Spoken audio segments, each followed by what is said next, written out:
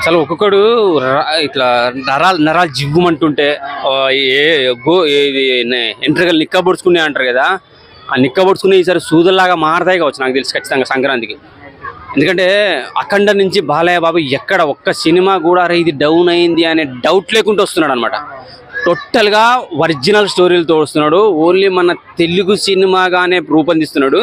Telugu సినిమాగానే block buster అయ్యి అవి హిందీలో డబ్ అయిన తర్వాత నార్త్ ఇండియన్స్ ఎట్లా ఎదురు చూస్తున్నాడంటే బాలయ్య బాబు ఎప్పుడు హిందీ సినిమా తీస్తారా, ఎలా మనం ఈ ఆనందాన్ని పంచుకోవాలంటే. ఇప్పుడు రీసెంట్గా పుష్పరాజ్తో అసలు ఏ రేంజ్లో ఆనందంగా ఉన్నారో బాలయ్య బాబు సినిమా డైరెక్ట్ హిందీలో వస్తే బాగుండనే ఆతృతతో ఉన్నారనమాట. ఎందుకంటే అఖండ తర్వాత అసలు ప్రతి సినిమా ఆయన ఇచ్చే రీసౌండ్కి, ఆయన కొట్టే డైలాగ్కి, ఆయన వాయిస్కి, ఆయన ఓల్డ్ గెటప్, అసలు ఓల్డ్ గెటప్ మొత్తం మ్యాక్సిమం ఏంటంటే ఒక శివుని గెటప్ టైప్లో కనబడతా ఉంటాడు. నార్త్ ఇండియన్స్ మనకంటే ఎక్కువ అనమాట. అసలు కొట్టుకుంటారు, భక్తి అనేది అట్లా కొట్టుకుంటారు అనమాట. అరే దేవుడు కనపడ్డారా, మనం ఒక అల్లూరి సీతారామని చూపిస్తే వాళ్ళు శ్రీరాముడు అనుకుంటారు అనమాట. రామ్ చరణ్ అలాగే అనుకున్నారు కాపు RRR అట్లా అనమాట.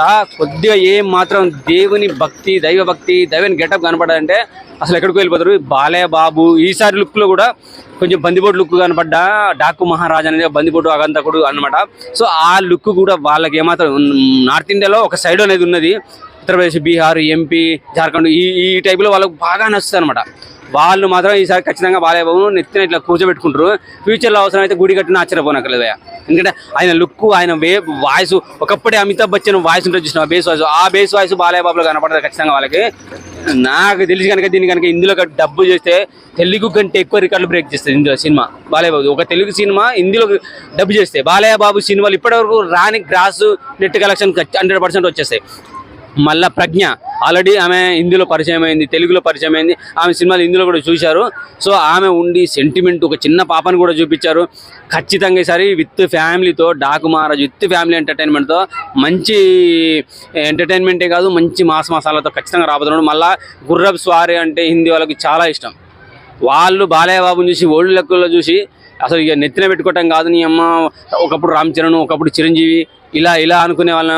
అప్పుడు ఏది ఆ షోలే సినిమాలో అమితాబ్ బచ్చన్ చూసి ఎలా ఫీల్ అయ్యేవారో ఆ గుర్రపు స్వారీలో ఆయన కనుక చూస్తే మాత్రం ఒక్కొక్కరికి వాళ్ళు దౌడు చూస్తారు. రే మన కాడికి 70 వచ్చిన సినిమా కాదు, డైరెక్ట్ మనం వెళ్ళి ఐమాక్స్లో చూద్దాం, హైదరాబాద్కి వెళ్ళి చూద్దాం, తెలంగాణకి వెళ్ళి చూద్దాం, ఆంధ్రాకి వెళ్ళి చూద్దాం అనే ఉత్సుకతో ఉరికొచ్చిడ చూసినా ఆశ్చర్యపోనక్కర్లేదు నార్త్ ఇండియన్ పీపుల్స్ అనమాట. అసలు ఓల్డ్ లుక్ అంటేనే ఇండియాలో ఓల్డ్ లుక్ అంటేనే బాలయ్య బాబు. అమితాబ్ బచ్చన్ తర్వాత నాకు తెలిసి అమితాబ్ బచ్చన్ ఓల్డ్ లుక్ చాలా బాగా సూట్ అవుతాడు. ఇప్పుడున్న పరిస్థితుల్లో ఆయనకు అన్ని అయ్యో లుక్స్ వస్తున్నాయి కదా. బాలయ్య బాబుని ఒక సెకండ్ క్యారెక్టర్ లాగా పెట్టి, ఫాదర్ క్యారెక్టర్ లాగా, గురు క్యారెక్టర్ లాగా పెట్టేసి ఓల్డ్ లుక్ అద్భుతంగా సెట్ అవుద్ది. ఆయన మీస కట్టు కానీ సాల్ట్ పేపర్లో చూపిస్తుంటారు కదా గడ్డం అట్లా, మస్త్ అంటే మస్త్ సెట్ అవుతాడు. నిజంగా అంత బాగా సెట్ అయ్యేది మన తెలుగు సినిమాలో బాలయ్య బాబు మాత్రమే. అంటే మన ఓన్లీ తమ్మనే మన బాలయ్య బాబు కొట్టేట్టు ఎవరికి కొట్టట్లేదు. మరి రీజన్ ఏంటి?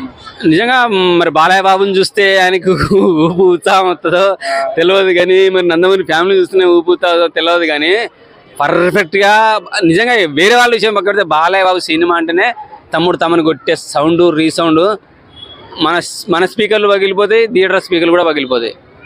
ఆడ ఉన్న ఆపరేటర్ కూడా పర్ఫెక్ట్గా ఉండాలి థియేటర్లో.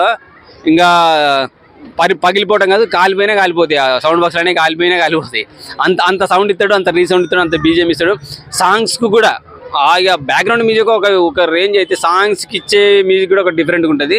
ఇక బాలయ్య బాబు చెప్పే డైలాగులు చెప్పేటప్పుడు వచ్చే బ్యాక్గ్రౌండ్ వచ్చే సౌండ్ ఉంటుంది చూసావా, కూసున్నోడు అది మనకు బాహుబలిలో గుమ్ము ఇట్లా గుద్దుతుంటారా, భూమి అదిరిపోయి రాళ్ళెట్లకి ఆయన సౌండ్ ఇస్తుంటే మనం సీట్లలో ఎగిరి పడతా ఉంటాం అనమాట. ఆ రీసౌండ్ వినపడుతుంది.